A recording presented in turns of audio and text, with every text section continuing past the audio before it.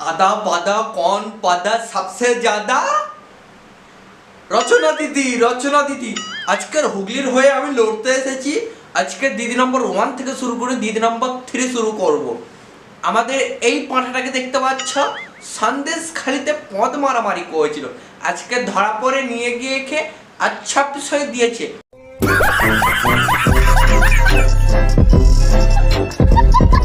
দেখো বন্ধুগণ, সন্দেশখালি আমারও বাড়ি, নামটা আমার রাহুল। দেখো, সন্দেশখালি বাড়ি আমার, নামটা আমার রাহুল।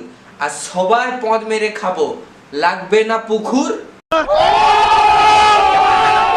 আজকে যে দিদিটাকে নিয়ে কথা বলবো, দিদি নম্বর 1 থেকে শুরু করে দিদি নম্বর 3 চালিয়ে দিয়েছে। সন্দেশখালির মা বোনরা যেভাবে গালি গালাজ করছে, আমার এইটা দেখে ভীষণ কষ্ট হচ্ছে যে সন্দেশখালির মানুষজন এত গালা করছে। দিদিকে দেখতে ভালো লাগতো টিভিতে,